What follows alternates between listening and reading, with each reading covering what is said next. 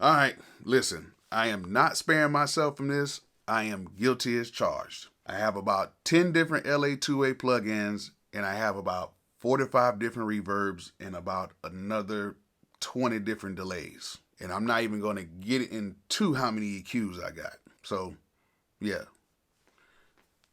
I'm guilty as charged. Bolo!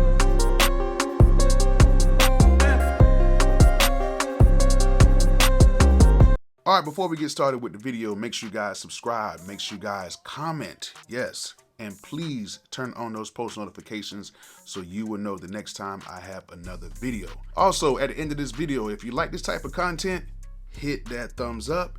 If you do not like this type of content, hit that thumbs down. As you guys already know, and as you tell me every single week, and as I tell you guys back every single week, I really don't care. All right, so let's talk about this because, you know, last week I talked about something that was kind of similar, and it was about gear and people just collecting all this expensive gear thinking they're going to get this crazy sound. But I keep trying to tell people it's not the gear, it is the ear, and really it has a lot to do with your room so you can hear certain things. I would take a treated room over the most expensive gear any day, and if you don't like that, then it's all good. But today I want to talk about us producers, us engineers, us artists, just anybody dealing with music who just feels like you have to have 10,000 damn plugins. Now I understand we're all trying to get a slight edge to where we can go ahead and get the great mixes that we deserve, and we try to get the best sound that we can get. But I'm telling you right now, man, like even me, I ain't gonna lie, even me, I am guilty of having way too many plugins. Way too many. Now, I'm not saying that you do not need a variety of plugins. Not saying that. But what I am saying is that in a lot of cases, we have way too many plugins. And we're just throwing our money out there just because we think that if we get this plugin, it's just gonna magically make everything sound better. And that's not true. I have had stock plugins, I have had third-party plugins, I've had everything you can name. I've even had second-party plugins. But it's not going to make a difference if you do not know how to use the plugin. I know for a fact, I've been in a mixing session before where somebody has mixed a complete song using the stock plugins inside of Pro Tools. And the song came out incredibly good. And I was sitting there thinking to myself, how did he do that? How did he do that? The reason he did it so good is because he knows what things need to sound like. He's been mixing for over 20 plus years at that time, and he's been in almost every single room that you can think of, and he's been in every single situation, and he knows that it doesn't matter what plugin he uses, he can make it sound how he wants it to sound. And the crazy part about it, he just did that on purpose just to show me, you know, the new young guy, that you can mix using anything. It just took a little bit of time. One thing I can say about using some third-party plugins is they do cut out on the time of having to shape certain things and having to get them sounding the way you want them to sound. Like say for instance, I love using the H delay by Waves. I think the H delay is one of the best delays ever made. However, to get a particular sound out of the H delay, sometimes I have to add a compressor that gives it some type of character or an EQ or something else to run through it to kind of give it that sound that I want. Instead of just doing that a lot of times, what I do is I just go to the Valhalla delays.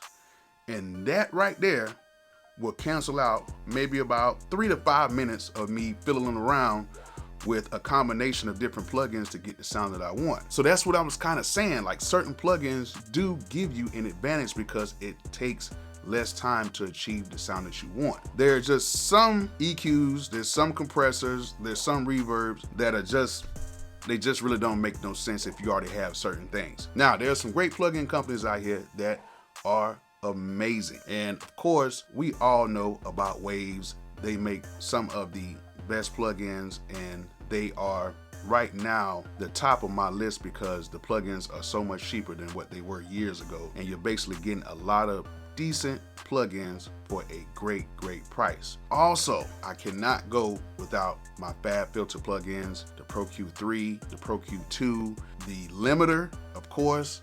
It is great. The UAD stuff, I love using it. You really can't use it in real time like that, but you know, you kind of can, but you can't. But it's great for if you're trying to just finish off a track. The plugins sound amazing. But there are a lot of great plugin companies out here that make great stuff, but at the end of the day, you don't need everything. Now here at my house, I have a lot of plugins. I've did some of the same things you guys have done. I'm thinking, man, if I go ahead and just spend this money on this plugin suite, everything is gonna sound great, everything's gonna sound good, and I'm just gonna slap this thing on there and it's gonna sound perfect. And it didn't. And I'm sitting here thinking to myself, I just spent $400 on this and it doesn't sound like my other stuff I have. And yeah, I went through that. And also, I'm gonna tell you, that Slate digital bundle, I don't really use too much in there, but that classic Verb suite thing, oh, now that's dope.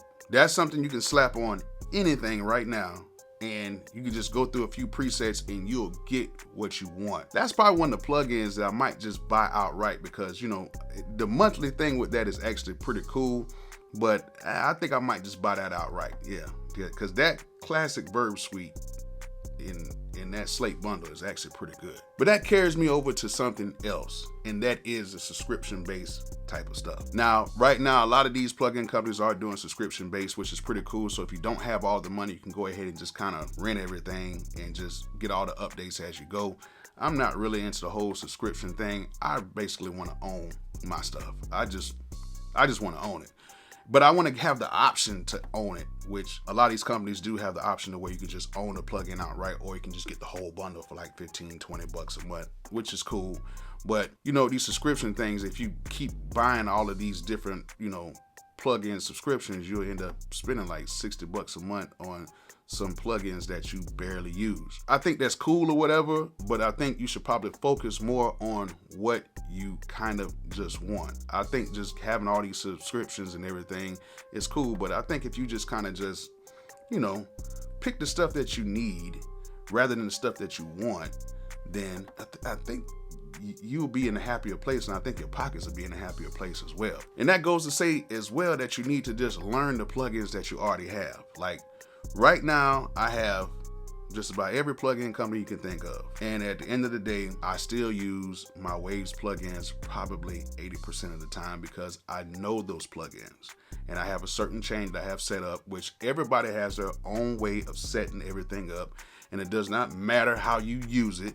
It only matters how the result comes out. Me, I'm a very minimalistic user of plugins. I only put on things on the track that it needs. So if a certain sound or a certain vocal doesn't need it, I do not add it on there. Now, when it comes to using things in my aux tracks or whatever like that, I have a certain plugin chain that I use all the time.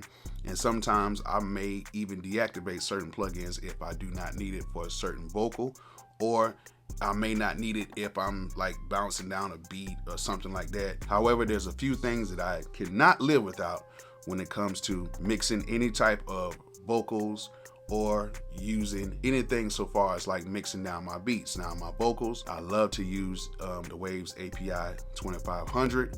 I love to use the REQ, the R compressor, the SSL, and I love to use the de-esser on all of my tracks. Also, while I'm mixing my vocals, I love to use the FabFilter Pro Q3. Now, if you have the 2, you can do the exact same thing. I have the Pro Q3, and I love to just take out small little frequencies that give me some problems, and I love how you can just keep notching things out. I like to have a very, very clean type of a vocal when it comes to me mixing. Some people like to have a little more process. Me, I like to have a very clean vocal because I do a lot of hip hop, and the vocals in hip hop kind of differ a little bit from like doing pop to even rock and all that other good stuff. Now, when it comes to beats, I like to use a lot of processing more on the mastering side, because I try to pick the best sounds so that I don't have to use as much plug-in processing on my beats, because of course I'm more of a hip-hop producer and I like my beats to kind of be really aggressive in the low end,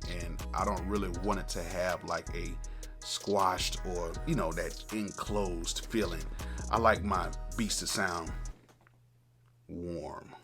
Yeah, whatever that means. But I like to use a few things on my master fader, and on my master fader, I actually use, when I'm bouncing down my beats, I actually like to use the Shadow Hills mastering compressor by UAD, and I will use maybe a small EQ, probably like a Pro Q3, and I will use the limiter from the FabFilter. I use a very slow attack and a very fast release because I don't want to have it feeling like the beat is kind of rounded. I like to have a beat that is pretty loud and pretty aggressive. So when you play it in a lot of studios with other producers who beats are not even nowhere near mixed, they just turned up really loud. You want to have a really loud quality mix as well as it sounding really good.